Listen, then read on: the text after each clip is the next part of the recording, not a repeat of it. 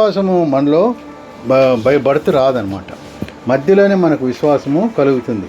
ఆ విశ్వాసము కలిగించేది దేవుడే. ఎలా కలిగిస్తాడంటే ఆయన వాక్యం విన్నప్పుడు మనలో ఆ వాక్యము పనిచేసి మన హృదయాల్లో పశ్చాత్తాపడి పాపముల కొరకు మనము దేవుణ్ణి అంగీకరించినప్పుడు అది విశ్వాసంగా ఎంచబడుతుంది.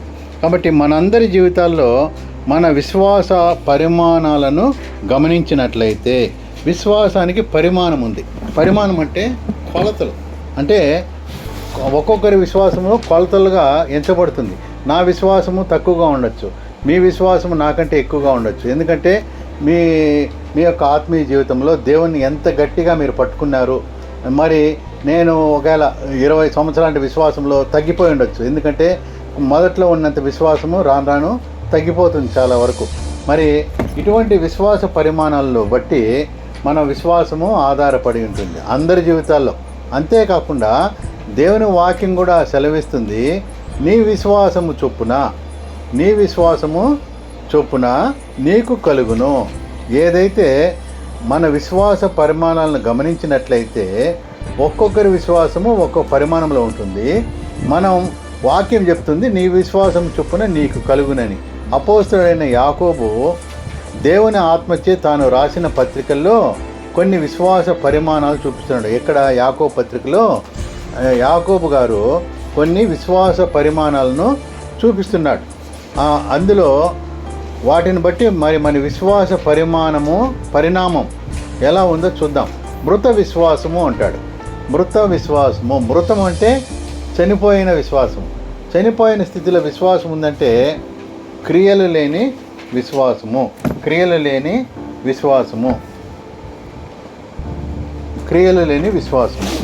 అంటే మృతమైన విశ్వాసము. దేవుణ్ణి విశ్వసిస్తాము అని మాటలు మాత్రం చెప్తుంటాం, కానీ క్రియల్లో మాత్రము ఆ విశ్వాసం మనకు కనిపించదు. అంటే క్రియలు లేని విశ్వాసము మృతమైన విశ్వాసము. దేవుణ్ణి విశ్వసిస్తున్నామని కానీ మాటల్లో మాత్రం చెప్తుంటాం, కానీ క్రియల్లో అటు విశ్వాసము చూపించము.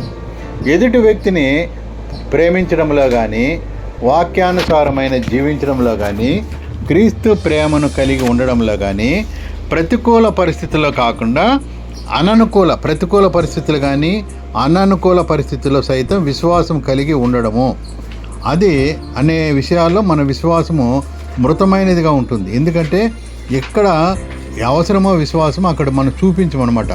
ప్రేమించడంలో విశ్వాసం చూపించుకుంటే, తర్వాత వాక్యానుసారంగా జీవించడంలో విశ్వాసం లేకుంటే, క్రీస్తు ప్రేమను ఇతరులకు పంచడంలో అననుకూల పరిస్థితుల్లో సైతం విశ్వాసం కలిగి ఉండడము లేకుంటే అటువంటి విశ్వాసాన్ని మృతమైనదిగా ఉంటుంది. మాటలు చెప్పమంటే ఎన్నని చెప్తాం మనం. ఎందుకంటే మాటలు చెప్పొచ్చు, కానీ క్రీస్తు కోసము ప్రాణాలు అర్పిస్తామని కూడా చెప్తాం చాలామంది. ఎందుకంటే పేతురు కూడా నీ కొరకు నా ప్రాణం అర్పించడానికి కూడా సిద్ధమంటాడు. కానీ క్రీస్తు నిమిత్తము శ్రమ కలిగితే మాత్రము క్రీస్తును విడిచిపెట్టేస్తాం. ఏమంటాడు, నాకు యేసుప్రభు ఎవరో తెలియదని ఎరగనని బొంకుతాడు 3 సార్లు. అంటే దేవుని వాక్యం సెలవిస్తుంది క్రియలు లేని విశ్వాసము మృతము. మరి పేతురు జీవితంలోనే యేసుప్రభుతో 3 సంవత్సరాలు తిరిగిన పేతురే యేసుప్రభును నీ కోసం నేను ప్రాణం కూడా పెడతానని అన్న యేసుప్రభువే చివరికి యేసుప్రభు ఎవరో తెలియదని బొంకినట్లుగా చూస్తాం. మరి క్రియారూపంలో ఆ విశ్వాసము కనిపిస్తుందా అంటే క్రియారూపంలో విశ్వాసం కనబడ్డంలే. అందుకది మృతమైన విశ్వాసము, క్రియలు లేని విశ్వాసము. ఒకేలా విశ్వాసం గురించి మనం ఆలోచిస్తే అబ్రహాము ఉన్నాడు. అబ్రహాము కేవలం దేవుణ్ణి మాత్రమే నమ్ముకున్నాడు అనుకుందాం. అబ్రహాముతో దేవుడు అంటాడు, నీవు ఎక్కువగా ప్రేమించు నీకు ఒక్కగానొక్క కుమారుణ్ణి, నీవు ఎక్కువగా ప్రేమించి ఒక్కగానొక్క కుమారుని బలిమ్మన్నప్పుడు అబ్రాము కానీ వెనక్కి కానీ పోయింటే, అంటే బలి ఇవ్వకుండా ఉంటే, తర్వాత బలి అర్పించడానికి సాకులు చెప్పింటే అది మృతమైన విశ్వాసం అయ్యేది. క్రియారూపంగా నెరవేర్చాడు, క్రియల రూపంగా నెరవేర్చాడు. అంటే ఆయన విశ్వాసం ఉంది, దానికి క్రియారూపంగా తన కుమారుని బలి ఇచ్చడానికి సిద్ధపడిపోయాడు. అంటే అది క్రియల రూపంలో విశ్వాసము. రాహాబు కూడా క్రియల రూపంగా తన విశ్వాసాన్ని నిరూపించుకుందంట. ఎవరు? రాహాబు. కాబట్టి విశ్వాసం అనేది క్రియారూపకంగా మనము కలిగి ఉండాలి.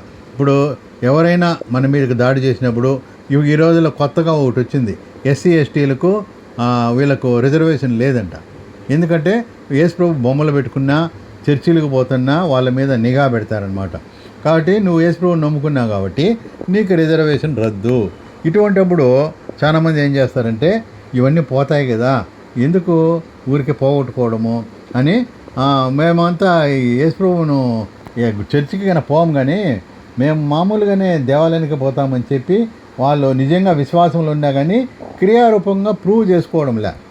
అది విశ్వాసము. రహస్య క్రైస్తవులు, రహస్యంగా దేవుని నమ్ముకున్న వాళ్ళు, వీళ్ళు క్రియారూపంగా విశ్వాసాన్ని అంటే ఓపెన్ కావడంలే. అది మృత విశ్వాసమే. విశ్వాసము క్రియలు లేనిదైతే చూడండి, యాకోబు పత్రిక 2వ అధ్యాయము 17వ వచనము 26వ వచనం చదవండి. యాకోబు పత్రిక 2వ అధ్యాయము 17వ వచనము 26. క్రియలు లేనిదైతే అది ఒంటిగా ఉండి మృతమైనదగును. అయితే ఒకడు నీకు విశ్వాసం ఉన్నది, నాకు క్రియలున్నవి, క్రియలు లేకుండా నీ విశ్వాసం నాకు కనపరచుము, నేను నా క్రియల చేత నా విశ్వాసం నీకు కనపరచునని చెప్పును. 27 సిస్టర్, 27వ వచనం కూడా 2:27 లేదు అయ్యగారు. ఓకే ఓకే ఓకే పర్లేదు. విశ్వాసము క్రియలు లేనిదైతే అది ఒంటిగా ఉండి మృతమైనదగును. అంటే క్రియలు విశ్వాసము రెండూ ఉండాలా. ఒకవేళ విశ్వాసం మాత్రం ఉండి క్రియలు లేకపోయినా, క్రియలుండి విశ్వాసము లేకపోయినా, క్రియలంటే కొంతమంది దాన ధర్మాలు చేస్తారు, మరి కొంతమంది దాన ధర్మాలు చేస్తారు, పుణ్యకార్యాలు చేస్తారు, మరి రక్తదానం చేస్తారు, అన్నదానం చేస్తారు. వీళ్ళంతా హిందువులుగా ఉంటారు, వాళ్ళకి విశ్వాసం ఉండదు.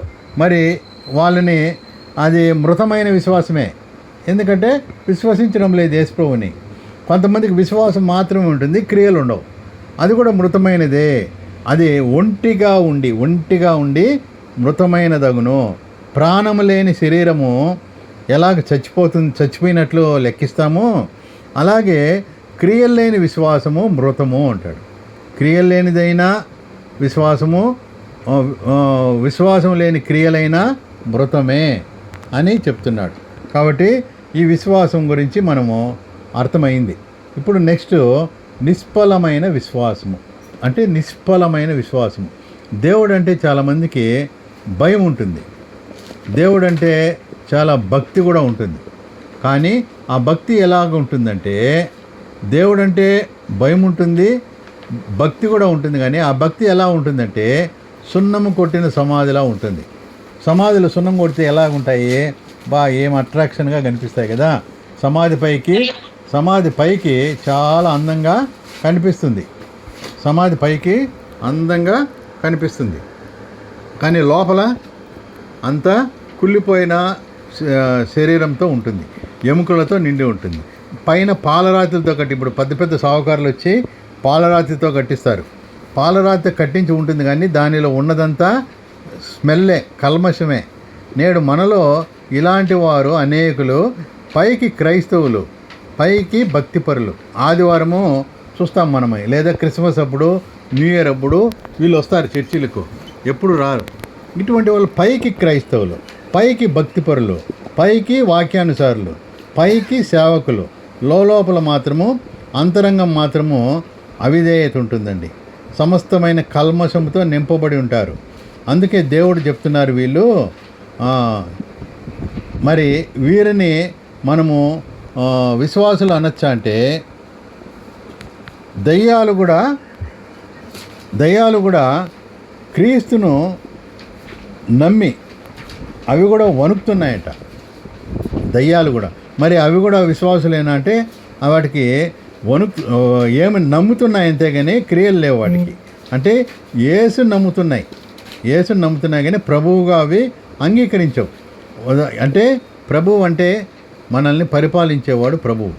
క్రీస్తును ప్రభువుగా అంగీకరించాలి మనము. మరి యేసును రక్షకుడుగా అంగీకరిస్తే సరిపోదు, కానీ మన ప్రభువుగా కూడా ఆయన్ను అంగీకరించాలి. అంటే రక్షకుడు తర్వాత మనల్ని మన హృదయంలోకి వచ్చి ఆయన పరిపాలకుడుగా రాజకులుగా ఏలాలి. మరి ఈ దయ్యాలు యేసును చూసి వణుకుతున్నాయి, మమ్మల్ని పాతాళానికి పంపించొద్దని వేడుకుంటున్నాయి. మరి వీటి విశ్వాసము పైకి భక్తిగా కనిపించే వాళ్ళ విశ్వాసము ఒకటే. ఎందుకంటే వాళ్ళకు దేవుడు అంటే భయం ఉంది, కానీ భక్తి ఉంది, కానీ ఆ భక్తి సున్నం కొట్టిన సమాధిలాగా ఉంది. మరి దయ్యాల భక్తి కూడా అలాగే ఉందన్నమాట. దయ్యాలు కూడా వణుకుతున్నాయంటే వాటికి భయమే. దయ్యాలు కూడా మమ్మల్ని ఏమీ చేయకు అని యేసు ఎదుట మోకరిస్తాయి. కాబట్టి ఈ దినాల్లో ఇటువంటి వాళ్ళు దయ్యాల బోధ ఎక్కువగా ఉంది. దయ్యాలు మాత్రం క్రీస్తుని అంగీకరించవు, క్రీస్తుని అనుసరించవు, కాకపోతే భయపడతాయి. మరి ఇటువంటి భయము భక్తి వల్ల ఏం ప్రయోజనమో? ఇది నిష్ఫలమైన విశ్వాసము. వాక్యానుసారంగా ఈ దయ్యాలు జీవించవు. మనలో ఇలాంటి వారు అనేకులు ఉండారండి. విశ్వాసం ఉన్నది అంటారు, కానీ అది నిష్ప్రయోజనమైనది, నిష్ఫలమైనది. ఇంకొకటి యాకోబు 2:19-20 చదవండి. యాకోబు పత్రిక 2వ అధ్యాయము 19-20.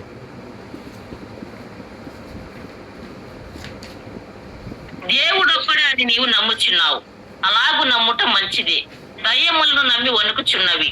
వ్యర్థుడా, క్రియలు లేని విశ్వాసము నిష్ఫలమైనదని తెలుసుకొని కూర్చున్నావా? దేవుడు అబ్రహాము. ఓకే, దేవుడు ఒక్కడే. చాలు, దేవుడు ఒక్కడే. ఓకే, దేవుడు ఒక్కడే అని నీవు నమ్ముచున్నావు, అలాగూ నమ్ముట మంచిదే. దయ్యములను నమ్మి వణుకుచున్నవి, అవి కూడా నమ్ముతున్నాయి. దేవుని యేసు ప్రభువా, యేసుని అవి కూడా భయపడుతున్నాయి. ఎవరికి? ఆ సేనా దయ్యం దగ్గరకు వచ్చినప్పుడు దయ్యం ఆయన సేనా పోయి యేసు ప్రభు ముందర మోకరిల్లి వాటిలోని దయ్యాలని యేసు మమ్మల్ని పాతాళానికి పంపించొద్దని వేడుకున్నాయి. మరి వాటి యొక్క విశ్వాసము అవి భయపడుతున్నాయంటే వాటితో మనము కంపేర్ చేసుకుంటే ఒకటేనా? కాదు కదా. ఎందుకంటే దయ్యాలు కూడా నమ్మి వణుకుతున్నవి. వ్యర్థుడా అంటాడు. క్రియలు లేని విశ్వాసము నిష్ఫలమైనదని తెలుసుకొని కోరుచున్నావా? క్రియలు లేని విశ్వాసము నిష్ఫలమైనది, మృతమైనది. ఇంకొకటి పరిపూర్ణమైన విశ్వాసము. ఎలాంటి పరిస్థితులు ఎదురైనప్పటికీ తమ విశ్వాసం మాత్రము స్థిరంగా ఉంటుంది. ఎలాంటి పరిస్థితులు ఎదురైనప్పటికీ, పరిస్థితులను బట్టి, సమయాన్ని బట్టి, సమస్యలను బట్టి ఇటు విశ్వాసము మారిపోదు. అంటే విశ్వాసం అనేది పరిస్థితులను బట్టి మారదు, తర్వాత సమయాన్ని బట్టి మారదు, సమస్యలను బట్టి మారదు. ఇది మారదు, స్థిరమైన విశ్వాసం అంటారు. స్థిరంగా ఉంటుంది. తుఫాన్లు వచ్చినా, గాలి వచ్చినా, ఇది బండ మీద కట్టబడిన పునాది ఇండ్లు ఎలాగుంటుందో అంత స్థిరంగా ఉంటుంది. కాబట్టి తండ్రి ఇంటిలో ఉన్నప్పుడు అబ్రాము ఏ విశ్వాసం కలిగి ఉన్నాడో అదే విశ్వాసమును తమ బిడ్డలు పుట్టినప్పుడు కలిగి ఉన్నాడు. బిడ్డలు పుట్టిన తర్వాత కూడా అదే విశ్వాసము కలిగి ఉన్నాడు. మనం చూస్తాం అబ్రాములో కదా, బిడ్డలు పుట్టకముందు ఎలాగున్నాడో, బిడ్డలు ఇస్సాకు పుట్టిన తర్వాత కూడా బలి ఇవ్వమని చెప్పినప్పుడు సైతము అలాగే ఉందండి, సేమ్ టు సేమ్. మరి దేవుని గురించి యెరికో పట్టణంలో విన్నప్పుడు ఆ మాటలను బట్టి, దేవుని గురించి యెరికో పట్టణంలో విన్నప్పుడు ఆ మాటలను బట్టి ఎవరు? ఈ రాహాబు ఇజ్రాయేలు దూతలుగా వచ్చిన వారిని చేర్చుకొని వాళ్ళని దాచిపెట్టి రాజు సైనికులు వచ్చి అడిగినప్పుడు వాళ్ళు వెళ్ళిపోయారని చెప్పి తర్వాత వాళ్ళని వేరొక మార్గమున బయటికి పంపించినప్పుడు సైతం ఆమె విశ్వాసం అలాగే ఉంది. అంటే దేవుని గురించి వినింది, ఎక్కడో వినింది ఆమె. ఏమంటుంది? మీ దేవుని గురించి మేము విన్నాము, తర్వాత ఆయన ఎర్ర సముద్రాన్ని చీల్చాడు అని మేము విన్నాము, ఆయన ఐగుప్తు నుండి విడిపించాడని మేము విన్నాము కానీ అని చెప్పిన ఆమె ఇజ్రాయేలీలకు దూతలుగా వచ్చిన వాళ్ళు, వేగుల వారిని రక్షించి పంపించిన తర్వాత కూడా అలాగే ఉంది ఆమె విశ్వాసం. అంటే ఇలాంటి పరిపూర్ణమైన విశ్వాసము మనము కలిగి ఉంటున్నామా? పరిపూర్ణమైన విశ్వాసము. పరిస్థితులు చేజారిపోయినప్పుడు, అనుకూలంగా లేనప్పుడు దేవుని యందు పూర్ణ హృదయంతో విశ్వాసము ఉంచగలుగుతున్నామా అంటే చెక్కు చెదరని విశ్వాసం అండి. చెక్కు చెదరని విశ్వాసము. ఇట్లాంటి భక్తులు కూడా ఉన్నారు. దేనికైనా సరే చావు కూడా సిద్ధపడతారు వాళ్ళు. మన శిష్యులు అందరికీ అటువంటి విశ్వాసమే. శిష్యులంతా ప్రాణాలు సైతం లెక్క చేయకుండా ప్రాణాలు ఇచ్చేశారు. మన పితరుడైన అబ్రహాము ఇస్సాకును బలిపీఠం మీద అర్పించినప్పుడు అతడు నీతిమంతుడని తీర్పు పొందలేదా అంటాడు. అంటే విశ్వాసం అతని క్రియలతో కూడి కార్యసిద్ధి కలుగజేస్తుంది. క్రియల మూలంగా అతని విశ్వాసము పరిపూర్ణమైందట. అంటే ఎప్పుడు పరిపూర్ణమవుతుంది? క్రియల మూలంగా విశ్వాసము పరిపూర్ణమైందంటే క్రియలతో కూడి కార్యసిద్ధి కలుగజేసినని. క్రియలు ఉండాల. కాబట్టి అబ్రాహాము దేవుని నమ్మెను, అది నీతిగా ఎంచబడెను. మరియు మనుషుడు విశ్వాసం మూలముగా మాత్రమే కాకుండా క్రియల మూలంగాను నీతిమంతుడిగా ఎంచబడనని మీరు దీని వలన గ్రహించితిని. విశ్వాసం ఒకటే కాదు, క్రియల మూలంగా కూడా నీతిమంతుడని ఎంచబడనని మీరు దీని వలన గ్రహించితిరి. కాబట్టి మన విశ్వాసం ఎలాగుంది? మృతమైన విశ్వాసమా, నిష్ఫలమైన విశ్వాసమా, అల్పమైన విశ్వాసమా? అల్పమైన విశ్వాసం కూడా ఉంది. నేను చెప్పేది ఏంటివి? విశ్వాస పరిమాణం అంటే కొలతలు ఉన్నాయి. అంటే కొంతమంది కొలతల్లో విశ్వాసాల్లో మనిషి వెయిట్ చూస్తాం. కొంతమంది 50 కేజీలు ఉంటారు, కొంతమంది 60 కేజీలు ఉంటారు, 70 కేజీలు ఉంటారు, 80 కేజీలు. వాళ్ళ బరువు అది. అలాగే విశ్వాసం కూడా, వాళ్ళలో ఉండే విశ్వాసం కూడా బరువు ఉందంట. అది కొంతమందికి నిష్ఫలమైన విశ్వాసంగా ఉంటుంది, మృతమైన విశ్వాసం ఉంటుంది. కొంతమందికి పరిపూర్ణమైన విశ్వాసం ఉంటుంది, కొంతమందికి అల్ప విశ్వాసం ఉంటుంది. అల్ప విశ్వాసం. ఇన్ని రకాల విశ్వాసంలో ఉన్నాయి. కాబట్టి ఇంకా యేసుప్రభువు అంటాడు, ఆవగింజంత విశ్వాసము ఇది ఉంటే చాలు అంట. ఆవగింజంత విశ్వాసం, అది కూడా విశ్వాసమే. ఆవగింజంత ఉంటే కూడా చాలు అంటాడు. అంటే చాలంటే ఆవగింజ విశ్వాసం కూడా కనిపెట్టాడు. ఇప్పుడు యేసుప్రభువు తిరిగి వచ్చినప్పుడు మీలో విశ్వాసము కనుగొనునా అంటాడు. అంటే ఆవగింజ విశ్వాసం కూడా కనబడదు అని అప్పుడు రెండవసారి వచ్చినప్పుడు. కాబట్టి ఈరోజు వాక్యంలో మృతమైన విశ్వాసము, నిష్ఫలమైన విశ్వాసమును కలిగి ఉన్నామా, పరిపూర్ణమైన విశ్వాసం కలిగి ఉన్నామా? అనేక సార్లు అనేక విషయాల్లో మనము పరిపూర్ణ విశ్వాసం లేకుండా జీవిస్తున్నాం. కాబట్టి పరిస్థితులకు తగినట్లుగా మన విశ్వాసం మారిపోతుంది. దేవుని వాక్యం చెప్తుంది, హెబ్రీ పత్రిక 3వ అధ్యాయము 12-15 వచనాలు. 12వ వచనము 15వ వచనం చదవండి. హెబ్రీ పత్రిక 3. జీవముగల దేవుని విడిచిపోవునట్టి విశ్వాసము లేని దుష్ట హృదయము మీలో ఎవని ఎందైనను ఒకవేళ ఉండునేమో అని జాగ్రత్తగా చూచుకొనుడి. నేడు మీరాయన శబ్దమును విని ఎడల కోపము పుట్టించినప్పుడు వలె మీ హృదయమును కఠినపరచుకొనకూడని ఆయన చెప్పాను గనుక పాపముల వలన కలుగు భ్రమచేత మీలో ఎవడును కఠినపరచబడుకున్నట్లు నేడు అనబడు సమయం ఉండగానే ప్రతి దినము 12వ వచనము 15వ వచనం. సహోదరులారా, జీవము గల దేవుని విడిచిపోవునట్టి విశ్వాసము లేని దుష్ట హృదయం మీలో ఎవని ఎందైనను ఒకవేళ ఉండునేమో అని జాగ్రత్తగా చూచుకొనుడి. 15వ వచనం. మీ హృదయములను కఠినపరచుకొనకూడని ఆయన చెప్పాను గనుక పాపం వలన కలుగు భ్రమచేత మీలో ఎవడును కఠినపరచబడుకున్నట్లు నేడు అనబడు సమయం ఉండగానే ప్రతి దినము ఒకరినొకడు బుద్ధి చెప్పుకొనుడి.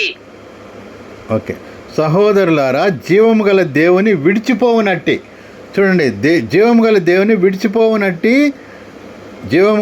విడిచిపోవునట్టి విశ్వాసము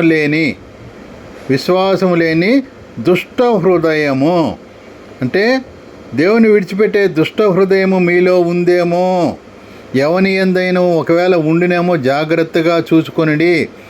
ఏలయనగా మొదటి నుండి మనకున్న దృఢ విశ్వాసము అంతము మట్టుకు గట్టిగా చేపట్టిన ఎడల, అంతము వరకు అంటే చనిపోయేంత వరకు. మొదట్లో దృఢ విశ్వాసం ఉంటుంది. ఎట్లా విశ్వాసం అంటే, మొదట మీకుండిన ప్రేమ అంటాడు. మొదట్లో భలే హుషారుగా అన్నీ చేస్తాం, సేవార్థ సేవలు, రెస్ట్ ఉండదు.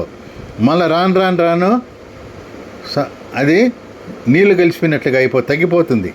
ఆ విధంగా కాకుండా మొదట మీకుండున దృఢ విశ్వాసము మీ చివరి వరకు కొనసాగాలి. గట్టిగా చేపట్టిన అంతము మట్టుకు గట్టిగా చేపట్టిన ఎడల క్రీస్తులో పాలివారమై ఇందుము. కాబట్టి దేవుని మూలంగా పుట్టిన వారందరూ లోకమును జయించుదురు. లోకమును జయించిన విజయము మన విశ్వాసమే. దేవుని మూలంగా పుట్టినామా, మనం లోకాన్ని జయిస్తాము. మనము లోక మూలంగా పుట్టిస్తే మనము లోకాన్ని, అంటే దేవుని మూలంగా పుట్టిన వాళ్ళు సాతాను దేవుని సంబంధులు. సాతాను పరంగా అంటే లోకము కొరకు పుట్టిన వాళ్ళు సాతాను సంబంధులు. దుష్టం అంటే కయ్యూను దుష్ట సంబంధి. కయ్యూను దుష్ట సంబంధి. లోక సంబంధులు లోకాన్ని జయిస్తారంట. ఇంకో వాక్యాన్ని చదువుకుందాము. మీరు విశ్వాసము గలవారై ఉన్నారో లేదో మిమ్మల్ని మీరే శోధించుకొని చూచుకొనండి, మిమ్మల్ని మీరే పరీక్షించుకొనండి. 2 కొరింథీ 13:5 ఉంటుంది. విశ్వాసము కలిగి ఉన్నామా లేదా మనము పరీక్షించుకోవాలంట. మీరే పరీక్షించుకోవాలా, మీరే శోధించుకోవాలంట. మన విశ్వాసం మనకు కనబడుతుందా? కనబడదు. ఎవరు టెస్ట్ చేస్తారు? మనకు జ్వరం వస్తే థెర్మామీటర్ పెట్టి టెస్ట్ చేసుకోవచ్చు. మరి విశ్వాసం ఎలా టెస్ట్ చేస్తాము? ఇప్పుడు రాగిణి సిస్ట్ ఉంది. రాగిణి సిస్ట్ విశ్వాసం ఎలా తెలుస్తుంది మనకి కదా? తెలీదు. ఎందుకంటే వాళ్ళ యొక్క విశ్వాసం వాళ్ళకు మాత్రమే తెలుస్తుంది, బయట వాళ్ళకి తెలీదు. ఆ విశ్వాసాన్ని పరీక్ష చేసుకోమంటాడు. చాలాసార్లు మనకి విశ్వాసం కలిగి ఉన్నామని భావిస్తుంటాము, కానీ మన విశ్వాసము సమస్యలు వచ్చినప్పుడు బయటపడిపోతుందండి. అంటే ఏదైనా సమస్య వచ్చినప్పుడు అప్పుడు నిజంగా విశ్వాసంలో ఉన్నామా లేదా అని తెలిసిపోతుంది. అది దేవునికి సరిపోయినంత విశ్వాసం ఉందో లేదో మనకు తెలియదు. ఉదాహరణకి మనము చాలామంది అవసరాలకి దేవుని మీద ఆధారపడతాం. ఎందుకంటే గత్యంతరం లేని పరిస్థితుల్లో దేవుణ్ణి ఆశ్రయిస్తాం. ఇవన్నీ మనము విశ్వాసం అని భావిస్తుంటాం. దేవుడు మనకు మేలు చేస్తాడని దేవుణ్ణి విశ్వసిస్తాం. మరి ఇది విశ్వాసం అంటే ఇది విశ్వాసం కాదు. ఎందుకంటే ఈ జీవితకాలం మట్టుకే మనము విశ్వసించిన ఎడల మనము దౌర్భాగ్యులం అంటాడు. అంటే ఈ 60 ఏండ్లు 40 ఏండ్లు జీవితంలో మనకు దేవుడు మేలు చేస్తాడని, మనకేదో కుటుంబాలకు సహాయం చేస్తాడని, మన ఇంట్లో మంచి జరుగుతుందని దేవుని నమ్ముకుంటే అది విశ్వాసం కాదు, అది దౌర్భాగ్యులు అంట. ఎందుకంటే ఈ జీవితం కోసం మీరు నమ్ముకోకూడదు. ఈ జీవితం తర్వాత మరొక జీవితం ఉందని, అక్కడ పరలోకంలో నిత్యరాజ్యంలో నిత్యజీవం కావాలని కోరుకునే వాళ్ళు కావాలి. ఈ జీవితంలో మనకేమీ మేలు కాకపోయినా, మేలు జరిగినా, కీడు జరిగినా, ఈ జీవితంలో శ్రమలు వచ్చినా ఏవైనా మనము క్రీస్తు కోసము భరించాల్సిందే. అంతేగాని మేలు జరగాలని వచ్చిన వాళ్ళు అది విశ్వాసం కాదంటాడు. కాబట్టి మనకు చచ్చిపోయేంత వరకు క్రీస్తు కోసం చావడానికి కూడా సిద్ధమే. అందుకే పౌలు అంటాడు, బ్రతుకుట క్రీస్తే చావైతే లాభము. బ్రతుకుట క్రీస్తు కొరకు హింసలు పొందుతాము, శ్రమలు పొందుతాం, హింసించబడతాం, ఉమ్మివేయబడతాం. కానీ చచ్చిపోయిన తర్వాత క్రీస్తు కొరకు బతుకుతామనేది ఉండాలి. అంతేగాని 60 ఏళ్ళ జీవితంలో మేలు చేస్తాడని మనం నమ్ముకోకూడదు అని ఇక్కడ వాక్యము సెలవిస్తుంది. కాబట్టి మేలు జరిగితే విశ్వసించడము, కీడు జరిగితే దేవుని నిందించడం అనేది విశ్వాసం కాదు. దేవుణ్ణి అది విశ్వాసమే కాదంటాడు. కాబట్టి దేవుణ్ణి ఎలా నమ్మాలి అంటే అబ్రహాము నమ్మినట్లు నమ్మాల. అబ్రహాము ఏం చేశాడు? స్త్రీ ధర్మము ఉడిగిపోయిన శారా మృతతుల్యమైపోయిన గర్భంలో నుండి చనిపోయి, అంటే శారా మృతతుల్యమైన గర్భములో పుట్టిన కుమారుణ్ణి బలి ఇవ్వమన్నప్పుడు సనుక్కోలేదు, గొనుక్కోలేదు. కానీ ఒకవేళ నా కుమారుని బలిస్తే కూడా తిరిగి నా కుమారుని బ్రతికించగలడు అనే విశ్వాసం అయింది. అటువంటి విశ్వాసము కలిగి ఉండాలంట. అది హృదయపూర్వకంగా అబ్రహాము నమ్మాడు. అందుకే ఆయన ఏమయ్యాడు? విశ్వాసులకు తండ్రి. కుమారుని చంపేశాడు, ఆయన హృదయంలో ఇచ్చేశాడంట, బలి ఇచ్చేశాడు. కానీ బలి ఇచ్చినా నా కుమారుని బతికిస్తాడనే పునరుత్థాన విశ్వాసం ఉంది ఆయనకు. అది అప్పుడే ఆయనకు ఉందంటే ఎంత, అందుకే ఆయన విశ్వాసులకు తండ్రిగా పిలువబడుచున్నాడు. కాబట్టి మనం కూడా మనకు పరీక్ష ఎట్లా పెడుతుంది చెప్పండి? దేవుడు విశ్వాసం గలవారై ఉన్నారో మీరే పరీక్షించుకున్నారంటే శోధనల ద్వారా. మరి శోధనలు వస్తాయి. తర్వాత పిల్లలకు పరీక్షలు ఎందుకు పెడతారు? వాళ్ళు చదివింది జ్ఞానం అర్థమవుతుందా లేదా, వాళ్ళ బుర్ర ఉందా లేదా, టెస్టింగ్ కోసం పరీక్షలు పెడతారు. అలాగే దేవుడు కూడా మనల్ని విశ్వాసంలో పరీక్షలు పెడతాడు, శోధనలు పంపిస్తాడు. దేవుడు ఈ యోబుకు పంపించాడు కదా. యోబు శోధనలో శ్రమల్లో కూడా యెహోవా ఇచ్చెను, యెహోవా తీసుకొని పోయాను, దేవునికే మహిమ కలుగును గాక అంటే విశ్వాసంలో గెలిచేశాడు ఆయన. మనల్ని కూడా పరీక్షిస్తాడు దేవుడు. మన విశ్వాసము ఆ పరీక్షల్లో నిలబడుతుందా లేదా అని దేవుడికి అనిపించినప్పుడే మన మీదకి శోధనలు పంపిస్తాడు. శోధనలు శ్రమలు అప్పుడే వస్తాయి. నీవు శోధనలు శ్రమలు వచ్చినప్పుడు నువ్వు ఆనందించండి, కేకలు వేయండి, గంతులు వేయండి అంటాడు. శ్రమలు రాకపోతే నువ్వు రక్షించబడలేదని అర్థం. ఎందుకంటే శ్రమలు రావాలి క్రైస్తవులకి, అప్పుడే నీ విశ్వాసం పరీక్షించబడుతుంది, నువ్వు పరీక్షలో ఉన్నావని అర్థం. కాబట్టి మనము విశ్వాసంలో స్ట్రాంగ్గా ఉండమో లేదనేది శోధనల చేత మనము పరీక్షించబడినప్పుడే మనకు తెలుస్తుంది. ఇంకా దీనికి సంబంధించిన ఒక వాక్యాన్ని మనం చదువుకుందాం. 1 పేతురు 1:7. 1 పేతురు 1:7.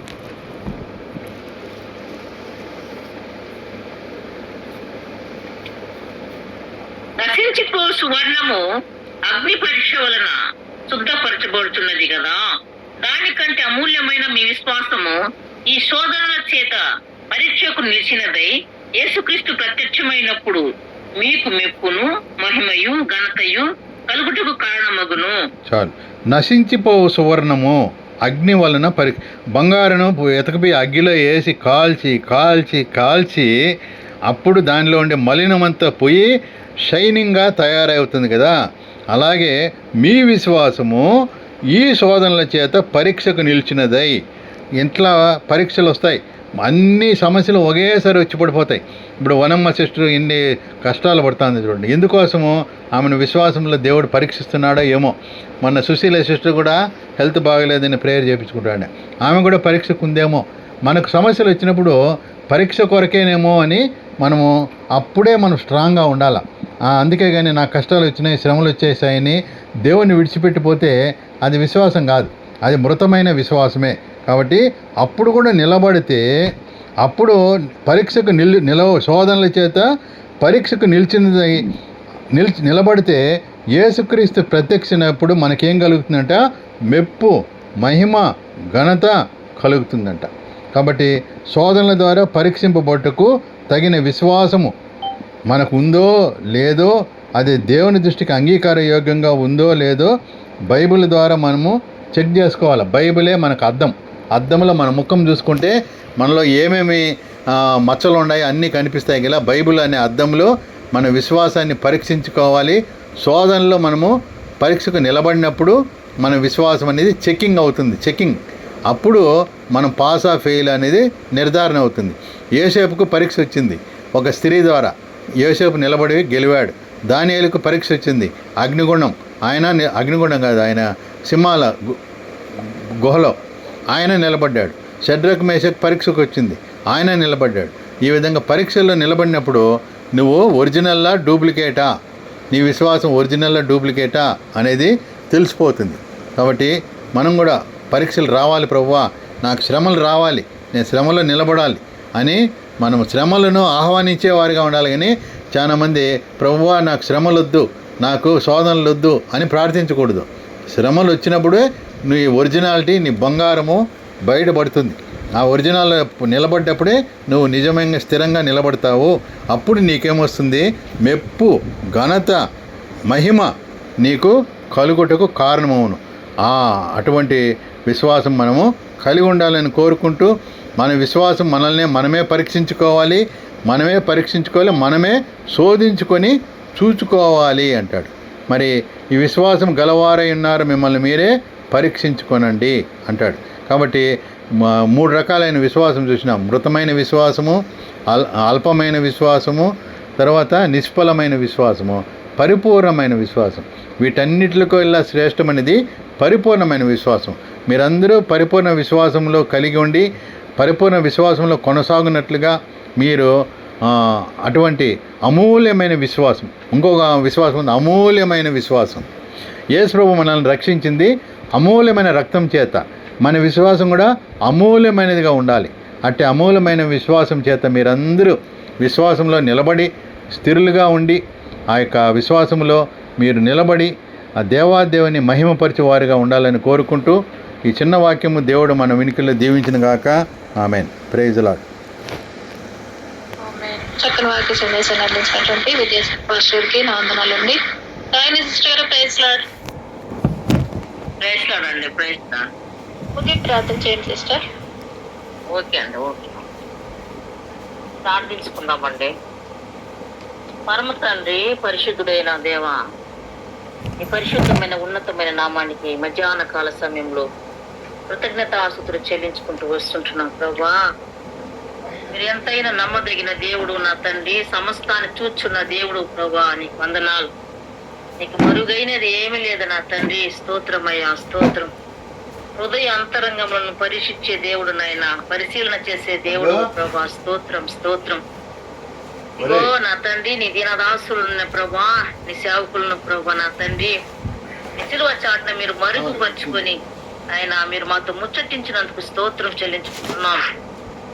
అవును ప్రభా నా తండ్రి, యేసయ్యా నీకు వందనాలు. నిజముగా నువ్వు ఎంత గొప్ప దేవుడు అయ్యా నా తండ్రి. యేసయ్యా స్తోత్రం. విశ్వాసములో మేము నాయన తండ్రి, అల్పమైన విశ్వాసం మాలో ఉండకుండా మీరు సహాయం చేస్తున్నామని కూడా ప్రయత్నం చేస్తుంటున్నాం నా తండ్రి. మా విశ్వాసమును మేము చంపుకోకుండా ప్రభా, మేము దినదినము విశ్వాసంలో స్థిరపడటానికి సహాయం చేస్తున్నామని ప్రయత్నం చేస్తుంటున్నాం. అవును ప్రభా నా తండ్రి, విశ్వాసులకు తండ్రి అయిన అబ్రహామును కూడా నా తండ్రి తన కుమారుణ్ణి నాయన బలిగా మీరు ఇవ్వమని కోరినప్పుడు తండ్రి తన ఎంత విశ్వాసముతో ప్రభా అయ్యా నా తండ్రి దానికి ఒప్పుకొని వచ్చారు ఆయన. అందుకే అంతగా ప్రభా విశ్వాసులకు తండ్రిగా ఇక్కడ ఆశీర్వదించినట్టుగా మేము చూస్తున్నాం ప్రభా.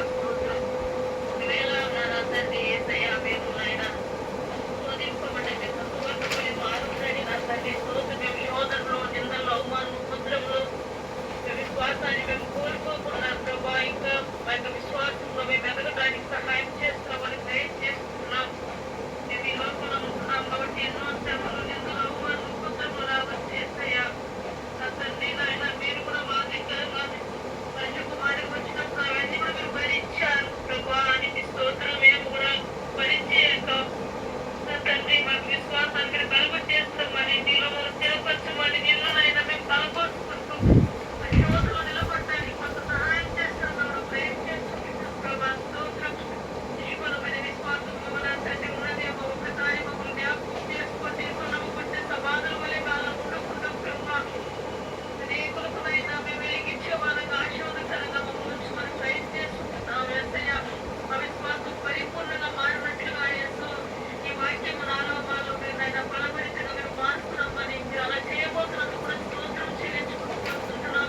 వాక్యం విచ్చినది విడుదల కూడా ప్రభా ఇంకా బహుబలముగా చేతులు బలమైన సాధనంగా మీరు వాడుకోండి అయ్యా.